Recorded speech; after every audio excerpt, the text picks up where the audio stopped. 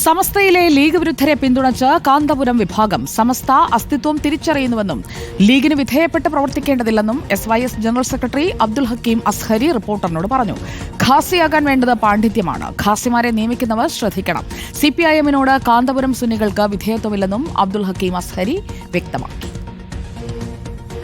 EK വിഭാഗം ഒരുപക്ഷെ ലീഗിൻ്റെ കൂടെ നിന്ന ഒരു പാരമ്പര്യം അവർക്കുണ്ടായിരിക്കാം. ഇപ്പോഴും അവർക്കും അതില്ലെന്നാണ് അവരുടെ ഭാഷ്യത്തിൽ നിന്ന് മനസ്സിലാകുന്നത്. പിളർപ്പുണ്ടാകുന്നതിന് മുമ്പ് ലീഗും സമസ്തയും തമ്മിൽ നയപരമായ പല വിഷയങ്ങളിലും പ്രകടമായ അഭിപ്രായ വ്യത്യാസങ്ങളുണ്ടായിരുന്നു.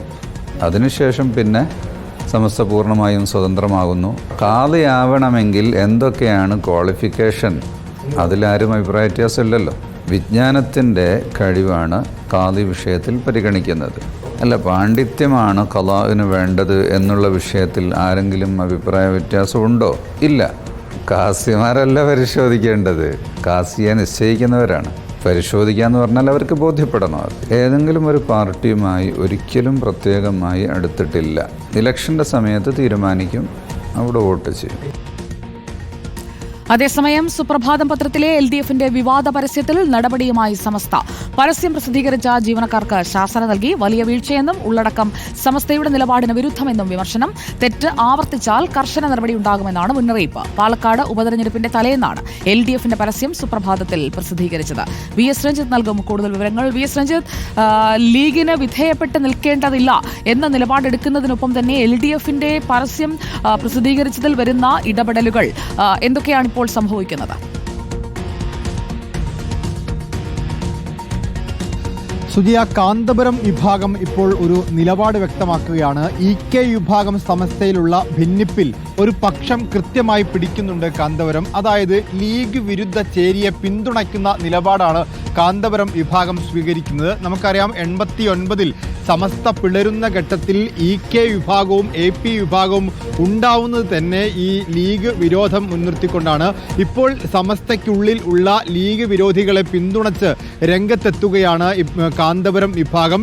രണ്ട് കാര്യങ്ങളിലാണ് പിന്തുണ. ഒന്ന്, സമസ്തയ്ക്ക് സ്വതന്ത്രമായ അസ്തിത്വമുണ്ട്. ആ സ്വതന്ത്ര അസ്തിത്വം ഉയർത്തിപ്പിടിക്കുന്നവരാണ് ലീഗ് വിരോധികൾ, അവർക്ക് പിന്തുണ കൊടുക്കുന്നു. രണ്ട്, ഖാസിമാരാവാൻ പ്രധാനമായിട്ടും വേണ്ടത് പാണ്ഡിത്യമാണ് എന്ന ഉമർ ഫൈസി മുക്കത്തിൻ്റെ നിലപാടിനോടും കാന്തപുരം വിഭാഗം സമരസപ്പെടുന്നു. അതായത് ഖാസിമാരാവാൻ പാരമ്പര്യത്തെക്കാൾ കൂടുതൽ പാണ്ഡിത്യമാണ് വേണ്ടത്. പാരമ്പര്യം എന്ന് പറയുന്നത് തന്നെ അറിവിൻ്റെ പാരമ്പര്യമായിരിക്കണം.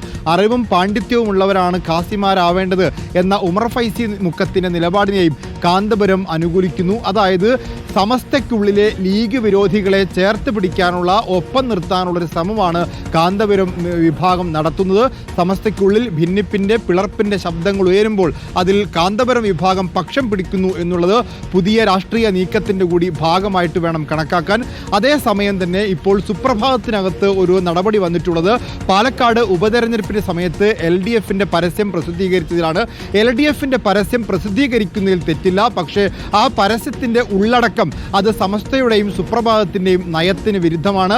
സമസ്തയെ സ്നേഹിക്കുന്ന ചിലർക്ക്, സുപ്രഭാതത്തെ സ്നേഹിക്കുന്ന ചിലർക്ക് അത് ഇഷ്ടക്കേടുണ്ടാക്കിയിട്ടുണ്ട്. അതുകൊണ്ട് തന്നെ ആ പരസ്യം പ്രസിദ്ധീകരിച്ചതിൽ ശ്രദ്ധക്കുറവുണ്ടായി, അത് വീഴ്ച വന്നു, അതിൽ ഇനി ആവർത്തിക്കാൻ പാടില്ല എന്നൊരു താക്കീത് കൂടി സുപ്രഭാത പത്രത്തിന് സമസ്ത നൽകുന്നുണ്ട്.